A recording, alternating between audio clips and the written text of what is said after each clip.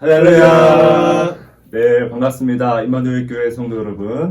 자, 이번 영상은 우리 9월 작년부 순 교육을 위해서, 순 모임을 위해서 이제 특별 영상을 제작하게 되었습니다.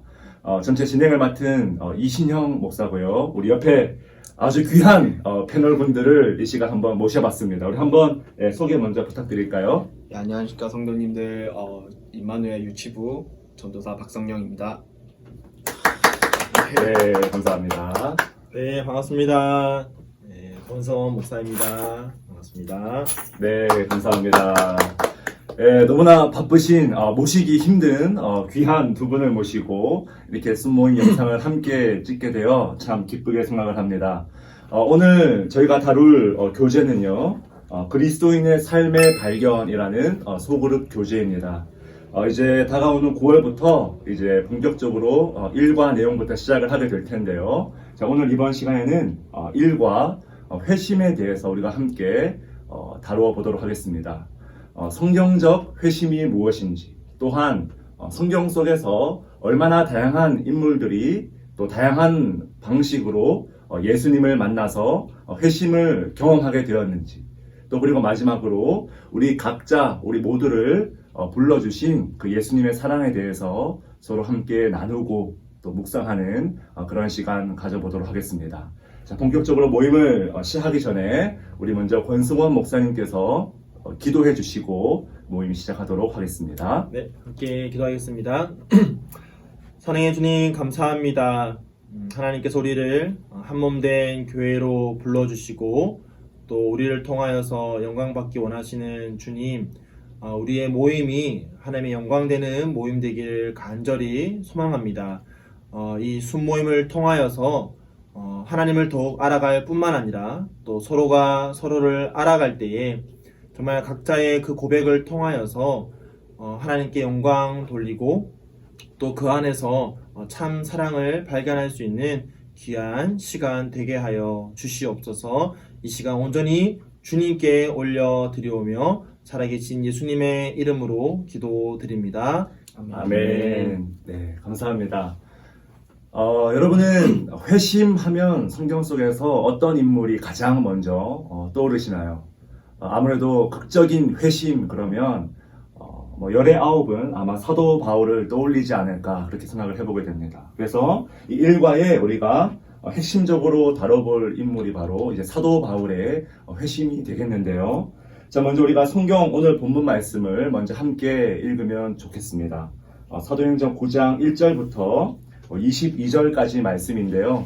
자, 이번 시간에는 1절부터 9절까지만 저희들이 한 절씩 돌아가면서 먼저 봉독해 올리겠습니다. 9장 1절 그리고 한 절씩 돌아가면서 읽도록 하겠습니다. 제가 먼저 읽습니다. 사울이 주의 제자들에 대하여 여전히 위협과 살기가 등등하여 대제사장에게 가서 다메섹 여러 회당에 가져갈 공문을 청하니 이는 만일 그 도를 따르는 사람을 만나면 남녀를 막론하고 결박하여 예루살렘으로 잡아오려 함이라. 사울이 길을 가다가 다메섹에 가까이 이르더니 호련히 하늘로부터 빛이 그를 둘러 비추는지라. 땅에 엎드러져 들음에 소리가 있어 이르시되 사울아 사울아 네가 어찌하여 나를 박해하느냐 하시거늘 대답하되 주여 누구시니이까? 이르시되 나는 내가 박해하는 예수라. 너는 일어나 시내로 들어가라. 내가 행할 것을 내게 이를 자가 있느니라 하시니 같이 가던 사람들은 소리만 듣고 아무도 보지 못하여 말을 못하고 서 있더라. 사울이 땅에서 일어나 눈을 떴으나 아무것도 보지 못하고 사람의 손에 끌려 다메섹으로 들어가서 사흘 동안 보지 못하고 먹지도 마시지도 아니하니라. 아멘. 자, 우리가 방금 읽은 대로 사도행전 9장은 이제 사도 바울이 처음으로 예수님을 만난 그 장면을 그리고 있습니다. 여러분, 이 사도행전을 기록한 이 누가도 이 사도 바울의 회심이 얼마나 중요했던지 사도행전 9장뿐만이 아니라 여러분 22장과 26장에도 동일하게 이 사도 바울의 회심을 아주 길게 기록하고 있을 정도로 굉장히 이 사도 바울의 회심은 초기 기독교에 있어서 굉장히 중요한 사건이었다고 볼 수 있습니다. 자, 우리 이 말씀을 토대로 우리 두 가지 질문을 좀 나누고자 하는데요. 우리 패널 분들을 모시고 이 두 가지 질문을 먼저 다루어 보도록 하겠습니다. 자, 먼저 첫 번째 질문입니다. 당신은 바울이 언제 그리스도인이 되었다고 생각하는가? 바울의 회심에서 중요하다고 생각하는 내용은 무엇인가? 우리 박성현 전사님께서 이 질문에 대한 답을 준비해 오셨는데 한번 같이 들어보실까요? 네. 이제 바울 사도는 이제 정말 유대인으로서 굉장히 존경심을 많이 받고 이제 정말 율법을 따르는 사람 중에서는 정말 최고였다고 인정받았던 사람인데요. 어떻게 보면 자기가 정말 진리라고 믿었던 그 부분들이 깨어지는 순간이 아니었나 싶습니다. 네. 그래서 이제 부활하신 예수님을 만나면서 이제 자기가 따라왔던 그 율법이 아니라 이제 살아계신 예수님을 이제 부활하신 예수님을 이제 따라야 된다는 것을 느꼈을 때 그때 이제 정말 참된 회심이 생겼지 않았나 싶고요. 그 다음에 이제 그 빛 가운데서 이제 자신이 박해하고 있었던 예수님이 인격적으로 나타나심으로써 자신의 진정한 회심이 드러나지 않았나. 그리고 이 부분이 제일 중요한 회심의 부분이지 않을까. 네.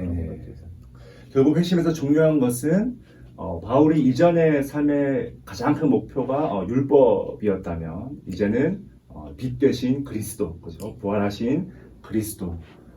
그리스도를 만났다는 것이 이 회심에서 가장 중요한 부분이다. 그렇게 보시는 거죠. 네, 그렇습니다. 네, 감사합니다. 참 중요한 부분을 참 짚어주신 것 같아요. 자, 우리 계속해서 두 번째 질문을 한번 볼까요? 회심 전과 회심 후의 바울의 모습은 어떠한 차이가 있는가? 분명한 주님을 만나기 전과 후의 모습의 차이가 있어야겠죠. 우리 이 질문에 대한 답변을 우리 권승원 목사님께서 한번 해주시면 좋겠습니다. 네. 바울은 지금 다메섹을 향해서 가고 있는 길이었는데 그 다메섹으로 가고 있는 이유와 목적이 뭐냐면 예수 그리스도를 믿는 사람들을 잡아서 박해하려고 가고 있는 길이었죠. 이 바울의 인생의 목표가 그겁니다. 하나님께 열심을 내는데 어떤 열심이냐면 그리스도를 믿는 사람들을 잡아서 박해하는 것이 하나님을 위한 열심이고 또 자신의 인생의 목적이 되는 것이죠. 그런데 예수님을 인격적으로 만난 그 다음에 바울의 모습을 보면 오히려 그 예수님을 전하는 삶을 살게 됩니다. 이제 바울의 삶의 목적이 이유가 예수 그리스도를 전하는 것이 되는 거죠. 그러면서 오히려 박해를 받게 됩니다. 박해를 하던 사람이 박해를 받게 되고 예수를 못 믿게 하던 사람이 예수를 믿도록 하는 삶의 목표가 바뀌고 죄송합니다. 삶의 목표가 바뀌고 삶의 목적이 바뀌고 삶의 태도가 바뀌었죠. 이것이 바로 회심 전과 회심 후에 바울의 모습이 달라진 차이점이라고 볼 수 있습니다. 네. 목사님 말씀 중에 참 은혜가 되는 포인트들이 많았던 것 같아요. 박해를 하던 자가 회심 이후에 예수 그리스도를 통해서 박해를 받는 자가 되었다. 참 여러분 이 바울과 같은 이런 삶을 살 수 있다면 얼마나 좋을까요, 그죠? 우리 귀한 답변을 주셔서 참 감사를 드립니다. 계속해서 우리 한번 말씀을 살펴볼까요? 자, 성경에는 바울 이외에도 참 다양한 많은 회심 이야기가 있습니다. 우리 각 사람이 전부 다 다른 모양으로 다른 모습으로 하나님께서 창조하셨듯이 우리 제2의 창조, 다시 한번 예수 그리스도 안에서 새롭게 태어나는 과정도 전부 다 저마다의 각자의 다른 이야기가 있을 것 같아요. 그래서 우리 먼저 각자의 이야기를 들어보기 전에 성경 속에서는 얼마나 다양한 회심의 이야기들이 있는지 먼저 말씀을 조금 살펴보고 진행을 하면 좋을 것 같습니다. 자, 총 우리가 7명의 성경 인물들에 대해서 우리 간략하게 한번 살펴볼 텐데요. 먼저 우리 삭개오의 회심에 대해서 우리 박성영 전사님께서 말씀해 주시겠습니다. 네, 성도님들, 이제 성도님들께서도 잘 아시다시피 삭개오는 세리였습니다. 이제 이때의 세리는 유대인들의 많은 외면과 미움을 받았던 직업인데요. 이제 이 세리가 이때 기준으로 유대인들 사이에서는 굉장히 대표적인 죄인의 모델이었습니다. 그래서 이 삭개오가 이제 원래 가지고 있던 자신의 죄인의 모습이 예수님을 만남으로써 어떤 회심의 모습으로 바뀔 것인지에 대해서 고백을 하는데요. 그래서 예수님을 만나서 회심하는 모습을 보여주고 자신의 재산을 반을 떼어서 이제 도와주겠다고 얘기를 하고, 그 다음에 또 자신이 혹시라도 토색한 일이 있다면 그것의 4배를 돌려주겠다는 정말 완전히 다른 죄인의 모습에서 바뀌어가는, 예수님을 만나서 새 사람으로 거듭나는 그 모습을 보여주게 됩니다. 네, 삭개오는 굉장히 그 당시 사람들에게 손가락질을 많이 받았던 자의 회심이라고 볼 수 있겠네요, 그죠? 삭개오도 참 바울만큼이나 회심 전과 회심 후가 분명했던 그런 사람이었던 것 같습니다. 그죠? 네, 감사합니다. 자, 그 다음번에는 우리 니고데모 인물을 한번 만나보실까요? 우리 권수원 목사님께서 한번 말씀해 주시겠습니다. 네, 니고데모는 성경에 보면 바리새인이고 또 유대인의 지도자라고 나옵니다. 근데 이 지도자가 어떤 사람이냐면 산헤드린 공의회의 공회원이었습니다. 산헤드린 공의회는 당시 로마가 인정하고 있던 유대사회의 종교적인 뿐만 아니라 사회적인 지금의 국회와 같은 그런 아주 굉장히 높은 지위에 있는 그런 사람이었죠. 그리고 또 바리새이다 보니까 율법에 대해서도 굉장히 심도 깊은 교육을 받았고, 그런 고차원적인 사회적인 지위와 교육 수준에 있던 니고데모가 예수님을 만나면서 변화가 되는 것이죠. 나중에 요한복음 19장에 가보면 예수님이 십자가에 달려 죽으신 다음에 이 시체를 처리할 때에 니고데모가 나옵니다. 바리새인으로서 율법에 대해서 정통하게 알았던 니고데모는 그 나무에 달려 저주받은 그 시체를 만지면 안 된다는 거 누구보다 잘 알았지만, 그거 자기의 사회적인 지위를 무시할 만큼 그의 회심 이후의 모습이 바뀌어 있는 것이죠. 오히려 삭개와는 다르게 사람들로부터 그런 존경의 눈빛을 받던 사회적인 고위 계층에 있던 니고데모였지만, 그런 사람들의 눈길을 아랑곳하지 않고 회심 이후에 예수님께 나아가는 그런 모습을 니고데모가 보여주고 있습니다. 네, 감사합니다. 참 우리 예수님은 신분의 고하 없이 고하를 막론하고 모두를 만나주시는 그런 예수님이다. 그렇게 볼 수 있을 것 같습니다. 자, 우리 계속해서 이번에는 우물가의 여인을 우리 박승현 전사님께서 만나고 오셨다고 합니다. 우리 한번 이야기를 들어보실까요? 네, 이제 이 이야기는 이제 사마리아의 여자와 그 다음에 예수님이 만나서 대화하는 이 장면으로 이제 시작이 됩니다. 어떻게 보면은 예수님이 사마리아의 여자와 이렇게 대화하시는 것만으로도 이때는 어떻게 보면은 신기한 그렇죠. 장면으로 보일 수도 있죠. 네. 그 다음에 이제 또 보게 된다면 이제 사마리아 여자와 예수님이 이야기를 할 때 여기서 이제 예수님께서 일부러 이제 이 사마리아 여자를 시험하는 듯하게 이제 질문을 하십니다. 너의 남편을 데려오라. 근데 이제 저희가 어떤 죄를 짓게 된다면 저희 어떻게 보면 자연적인 반응은 그 죄를 어떻게 숨기거나 말을 하지 않거나 그렇게 될 수도 있는데 이 사마리아 여자는 굉장히 되게 예수님께 솔직했던 모습을 보입니다. 자신에게 남편이 지금 없다는 것, 그리고 그 고백을 들으신 예수님께서는 너무나 기뻐하시고, 그리고 이 여인을 칭찬하십니다. 되게 부끄럽지만 나에게 솔직하게 다가온 것에 대해서 이제 칭찬을 하시는데요. 이제 이런 부끄러운 자신의 죄인의 모습을 고백을 하면서 예수님께 자신의 회심의 모습을 보여주는 그 장면을 저희가 볼 수 있습니다. 네, 맞습니다. 참 예수님을 만나기 이전에 참 어떤 부끄러운 삶을 살았던지 상관없이 누구든지 예수님께 나오기만 하면 예수님을 만날 수 있다. 바로 이 사마리아 여인을 통해서 부끄러운 과거를 가졌지만 회심하게 된 그런 여인의 사례를 한번 함께 살펴보았습니다. 자, 우리 그 다음에는 이제 우물가에 또 다른 우물가에서 예수님을 만난 여인을 이번에는 권 목사님께서 만나 오셨다는데요. 네. 루디아를 만난 이야기 한번 들어보실까요? 네, 루디아는 성경에서 단 2절, 더 엄밀히 얘기하면은 한 절에 나오는 인물이라서 우리가 좀 파악하기가 쉽지 않을 수도 있지만, 사실은 루디아에 대해서 명확하게 이야기를 하고 있습니다. 뭐라면은 하나님을 섬기는 루디아. 예. 사실 성경에서 이만큼 짧으면서도 분명한 표현이 없거든요. 그러니까 루디아는 하나님을 섬기는 경건한 사람이었죠. 당시에 바울도 회당을 찾았지만 회당을 못 찾았다는 걸 보니까 당시에 이 지역에 회당을 구성할 만큼 이 경건한 유대인 남자들이 없었던 걸로 보이는데 그럼에도 불구하고 이 강가에 이 여인들이 모여서 기도하고 있었다라는 것은 그만큼 이 여인의 신실함이 어느 정도였는지 알 수 있는 것이죠.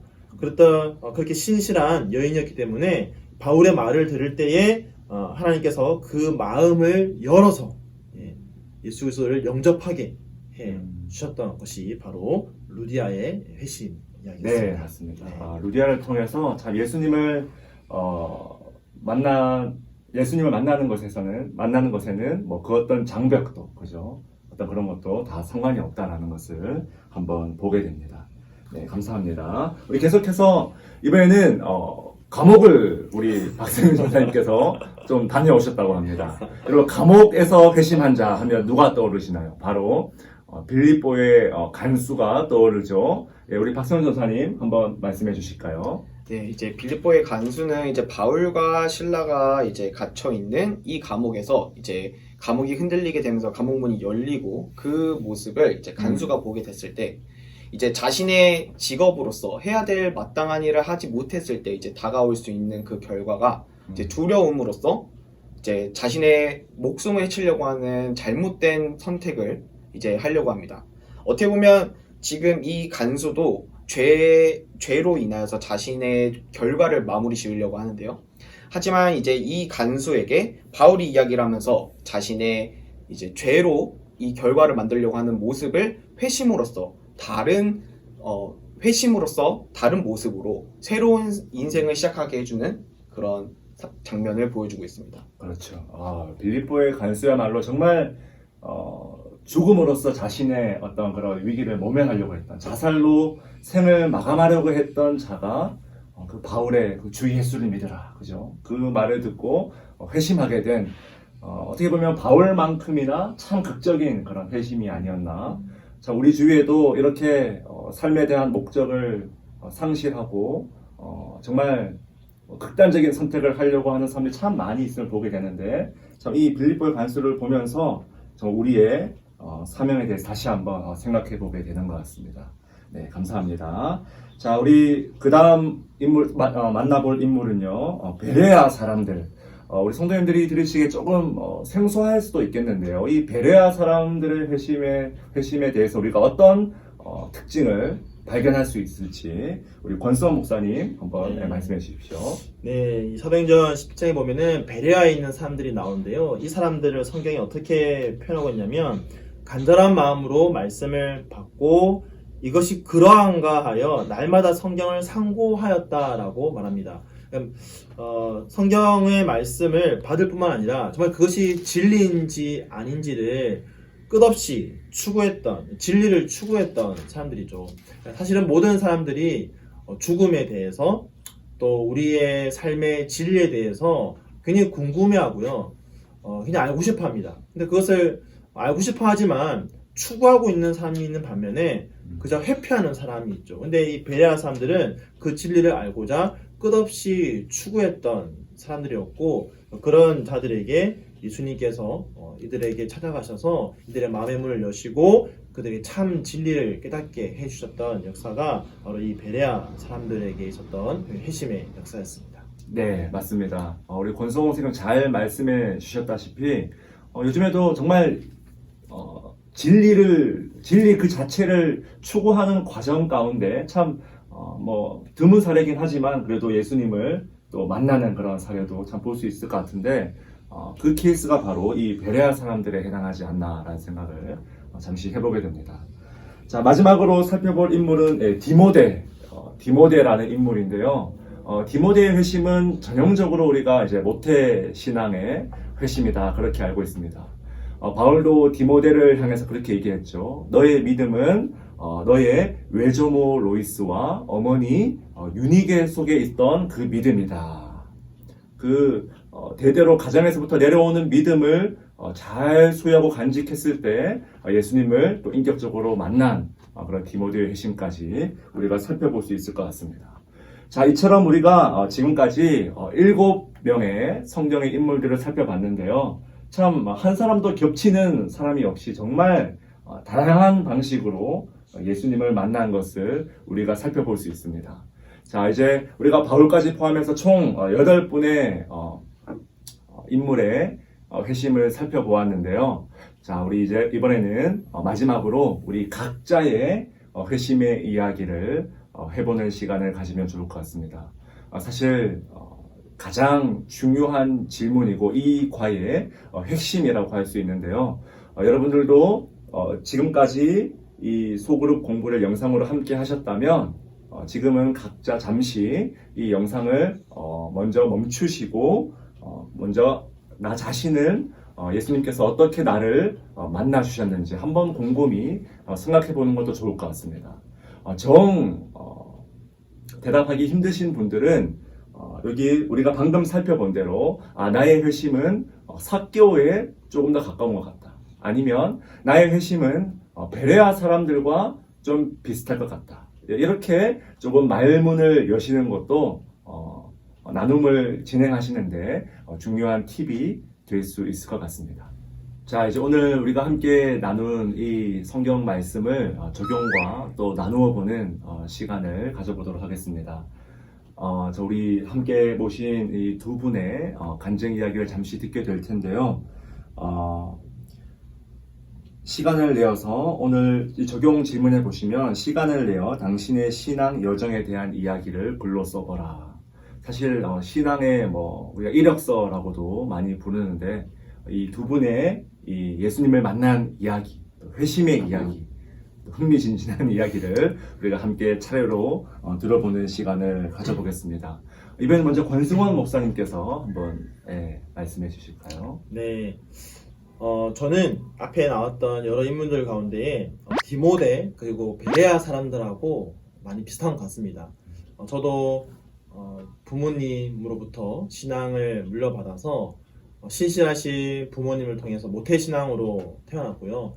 어릴 때부터 부모님의 신앙생활을 보면서 또 배워왔기 때문에 제 개인적으로 생각하기에는 제 마음의 토양이 잘 준비되어졌던 것 같습니다. 그런데 중학교 시절에 저도 이 베레아 사람들처럼 이 진리에 대한 탐구를 하고자 하는 그런 마음들이 많이 일어났습니다. 제가 중학교 2학년 때 이사를 갔는데요. 이사를 가면서 기존에 다니던 학교까지 매일 왕복 1시간을 버스를 타고 왔다 갔다 하면서 학교를 다녔습니다. 그렇게 1년 반을 학교를 다녔는데 버스를 타고 1시간을 왔다 갔다 하니까 중학생 시절에 그리고 당시에 스마트폰이 있는 것도 아니고 버스 안에서 할 게 없죠. 그래서 창밖을 보면서 계속 1시간 동안 매일매일 그냥 생각을 하면서 다녔습니다. 그러다 보니까 처음에는 간단한 그런 가벼운 생각부터 시작하다가 이게 이제 중학교 3학년에 가니까 다 알다시피 중3 질풍노도의 시기, 그렇죠. 또 한참 중3병에 걸릴 그때에 제 생각의 깊이가 점점 깊어지면서 어느 생각까지 일어나면 정말 성경에서 또 교회에 가면은 우리가 영과 육으로 이루어졌다고 하는데 나의 육체는 있는 것이 알겠는데 나의 영혼은 어디에 있는가? 혹시 성도님들 그런 생각 해본 적 있습니까? 나의 영혼은 어디 있는가? 내 영혼이 머리에 있나? 발끝에 있나? 몸 전체에 영혼이 퍼져 있나? 이런 생각부터 시작해가지고 생각이 깊어지다 보니까 어느 생각까지 이르냐면 정말 영혼이 있는 것이 맞는가? 만약에 영혼이 없으면 어떡하지? 만약 영혼이 없으면 내가 타고 가던 이 버스가 갑자기 사고가 나서 내가 이 순간 죽게 되면 모든 것이 끝나고 모든 것이 허무한 것이 아닌가, 그런 생각이 들면서 굉장한 허무주의에 빠지기 시작했습니다. 그게 한 중학교 3학년 봄부터 해서 여름까지 이어지면서 생각이 너무 복잡해졌고요. 제가 당시에 중등부 회장을 하고 있었는데 그러다 보니까 매주 토요일마다 가서 교회에서 예배를 준비했었는데 이 생각이 너무 깊어지니까 제가 어느 날은 토요일날 교회도 가지 않았습니다. 왜냐면 너무 마음이 번잡하더라고요. 그렇게 마음이 번잡하던 그때에 어느 토요일 저녁 집에서 홀로 있는 그 시간에 예수님께서 저를 인격적으로 찾아와 만나 주셨습니다. 그래서 제 마음속에 예수님께서 분명하게 말씀해 주셨죠. 주는 살아계신 그리스도라고, 아멘. 살아계신 하나님의 아들이라고. 아멘. 영적인 존재이신 그분이 살아계시기 때문에 나 또한 영적인 존재라고 그렇게 예수님이 나를 인격적으로 만나 주셔서 저는 정말 성경이 말하는 것이 지금까지 내가 배워왔던 것이 진리구나 라는 것을 깨닫게 되었습니다. 그리고 저는 이제 중학교 3학년 때 크면 꼭 목사가 되어야 되겠다. 왜냐면 저처럼 진리를 찾다가 그렇게 허무하게 살고 있는 사람들에게 이제는 제가 진리를 전하고 싶은 사람이 되고 싶었습니다. 그래서 저는 회심 이전에는 정말 진리를 찾다가 허무주에 빠졌다면 이제 회심 이후에는 진리를 찾아서 그 진리를 전하고 싶은 사람이 되었습니다. 네. 우리 박수로 한번 마무리할까요? 정말 우리 권성 목사님이야말로 이 시대에 배려한 사람들이 아닌가. 그러면은 우리 목사님은 말하자면 회심과 목회자로서의 사명을 우리 함께 받은 어떤 그런 케이스라고 볼 수 있겠네요. 같은 시간에. 참 여러분 너무나 이 귀한 목사님과 함께 신앙생활 했을 때는 참 행복이지 않습니까? 그죠? 참 너무나 귀한 말씀. 어릴 때부터 참 진리를 위한 그 열정으로 불탔던 한 소년을 만나고 온 것 같습니다. 자, 이렇게 권승원 목사님의 이야기를 들어봤고요. 우리 이제 이어서 우리 박성영 전도사님 또 어떤 흥미진진한 이야기가 있을까 기대가 됩니다. 자, 한번 같이 들어보실까요? 저의 회심의 과정은 이제 이 빌립보의 간수와 그 다음에 디모데의 회심을 이제 같이 이렇게 병합해서 볼 수 있는데요. 이제 저는 어렸을 때부터 이제 권성 목사님과 같이 이제 부모님께로 이렇게 물려받은 모태신앙이 있었지만 이제 어렸을 때부터 아버님께서 이제 저에게 말씀하셨던 게 너를 나는 사역자로 헌금통에 들였다라는 이 말을 저는 듣고 자랐었습니다. 근데 헌금통에 들였다라는 표현은 제가 처음 들어본 것 같아요. 굉장히 아버님께서 신선한 표현을. 네네. 그래서 이제 그 얘기를 듣고 이제 저는 가장 먼저 생각이 들었던 게 왜 누가 나의 인생을 결정하나 내가 나의 인생의 주인이 아닌가 그러면서 이제 그때부터 뭔가 제가 저의 인생의 주인이라는 것을 증명하는 삶에서 되게 살고 싶었던 것 같습니다. 그래서 안타깝게도 이제 공부에는 그렇게 달란트가 없어서 이제 좀 다른 쪽을 찾아보다가 이제 운동이라는 계기를 만나게 되면서부터 이제 조금 날개를 펼치게 되고 어떻게 보면 이제 이 운동을 통해서 이제 제가 저의 가치를 증명할 수 있는 그 길이라고 생각을 하게 해서 더 매달리게 됩니다. 그래서 이제 어떻게 보면은 계속 아버님은 중간에서 하나님이 너의 인생의 주인이시다, 너를 이끌어 가시는 분이시다 라고 얘기를 했지만 저는 이 운동을 함으로써 그 결과를 계속 아버지에게 이렇게 보여드림으로써 아닙니다. 제 인생은 제가 이끌어가고 제가 결과를 만들어내가고 있습니다. 라는 그런 인생으로 어떻게 보면은 아버님이 얘기하셨던 그리고 하나님께서 인도하시려고 하셨던 그 인생에 완전히 반대적인 그런 의견을 보이고 있었습니다. 근데 이제 참 이게 야속하게도 어떻게 보면은 인간이 정말 약하다고 느꼈던 게 이제 제가 입시를 준비하게 되면서 이제 저의 몸에 이상이 이제 생기게 됩니다. 이제 운동을 하셨던 분들이면은 많이 아시겠지만 몸에 이상이 생기면 이제 정말 앞을 바라볼 수 없는 미래를 바라볼 수 없는 이제 그런 시간이 찾아오게 됩니다. 그래서 어떻게 보면 되게 이상만을 꿈꿔왔고 그 다음에 실패를 경험해 본 적이 없었다고 생각했던 그 인생에서 갑자기 나락으로 떨어지는 듯한 실패를 경험하게 되면서 이제 빌립보의 간수처럼 정말 내 앞에 어떤 것이 펼쳐져 있지 모르는 상태에서 너무 두려움만이 너무 많았습니다. 근데 또 그와 동시에 이제 디모데처럼 이제 저 안에 있었던 이 모태신앙의 그 유산들이 이제 하나씩 이제 빛을 발하기 시작합니다. 그래서 이제 저도 권성 목사님처럼 이 질문이 이렇게 제 마음속에 이제 떠올랐습니다. 정말 하나님께서 나의 인생을 이끌어 가시는 분이라면 제가 어떤 길을 걸어야 되는 건가요? 그리고 정말 너무 제 자신이 너무나 힘들었던 게 그 운동이라고 하면서 그 경쟁 속에 살면서 어떻게 보면 제가 짓밟고 올라섰던 그 부분들에 대해서 그리고 제가 가지고 있었던 그런 죄악적인 마음 때문에 제가 돌아갈 수 없다라는 그런 마음이 제 안에 되게 많이 있었습니다. 죄악된 모습이랑 실패된 모습이 같이 겹쳐지게 되면서 너무 힘든 상태에서 이제 유산으로 남아 있었던 그 말씀들 예수님께서는 저희를 위해 오셨고 저희를 위해서 십자가를 위해서 돌아가셨다. 그 말씀을 이제 듣게 되면서 이제 점점점 예수님께서 저 안에 이제 인격적으로 다가오셨습니다. 저에게 나는 너의 죄를 용서하기 위해 이 세상에 온 예수 그리스도다. 이제 그 모습을 이제 제가 만나게 되면서 그러면 내가 이제 어떻게 해야 될까?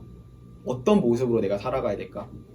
근데 너무나 알 수 있는 길이 없었습니다. 너무 한쪽에 치우쳐져 있는 삶을 살았었기 때문에 이제 그때 되면서 아버님께서 말하신 헌금통에 너를 들었다 라는 그 말씀을 이제 들으면서 그러면은 내가 가장 먼저 다가갈 수 있는 분이 아버지구나 라고 얘기를 하면서 이제 점점점 아버지와 얘기를 하면서 점점 제 안에 있는 이 콜링들이 이제 목회자로서의 삶의 길이 점점점 다져지고 결국에는 이제 궁극적으로는 하나님께서 정말 인도하신 대로 아버님께서 말씀해 주신 대로 헌금통에 드려진 삶을 살게 된 것 같습니다. 네, 감사합니다. 참 꽤나 우리 박성훈 선생님의 삶도 극적인 것 같습니다. 이미 몸부터가 운동선수 출신이다라는 것을 말하고 있지 않습니까? 참 너무나 귀하게 하나님께서 불러주셨는데 참 쉽지 않은 이야기를 나눠주셔서 감사드립니다. 우리 한번 전사님 위해서 박수 한번 할까요? 네, 감사합니다. 자, 이처럼 일과는 회심의 이야기를 우리가 한번 자유롭게 나누어 보았습니다. 성경 말씀이 다양한 사례를 통하여서 회심에 대해서 무엇을 이야기하는지 또 우리 각자의 이야기를 나누어 보았는데요. 참 일과의 핵심이 그런 것 같습니다. 회심의 이야기를 나누다 보면 순원들을 더욱더 깊이 이해할 수 있게 되지 않나. 그래서 우리가 첫 순모임으로 너무나 적절한 그런 이야기를 나누는 것 같은데요. 저희들이 방금 풍성하게 나눈 것처럼 각 순모임을 통해서도 더욱더 풍성하게 신앙의 이야기들이 나누어져서 주님 안에서 서로가 서로를 깊이 알아가고 또 돌보는 그런 작은 공동체가 될 수 있길 진심으로 축복합니다. 제가 한번 기도하고 우리 모임을 마무리하도록 하겠습니다. 은혜가 풍성하신 하나님 아버지 참으로 감사합니다. 9월부터 새롭게 시작될 순모임을 저희들 함께 미리 나누어 보았습니다. 하나님, 우리 각자를 기계적인 방식이 아니라 우리의 상황에 맞게, 우리의 처지에 맞게 불러주신 그 은혜에 참으로 감사를 드립니다. 각 순에서 회심의 이야기를 나눌 때 그 시간에 성령께서 함께 하셔서 의미 있고 깊이 있는 나눔이 진행될 수 있도록 주님 인도하여 주시고 각 순 모임이 하나님의 은혜 가운데 앞으로 풍성하게 성장하며 또 그 안에서 믿음을 서로 깊이 나눌 수 있도록 주님 인도하여 주시옵소서. 감사드리며 살아계신 예수님의 이름으로 기도드리옵나이다. 아멘. 자, 이렇게 9월 소그룹 순모임 영상을 이제 마치도록 하겠고요. 우리 수고해주신 우리 두 분 사역자에게 다시 한번 격려의 박수 보내주시기 바랍니다. 수고하셨습니다. 수고하셨습니다. 감사합니다. 자, 우리 다음 달에 또 다른 모습으로 만날까요? 우리 인사하겠습니다. 감사합니다.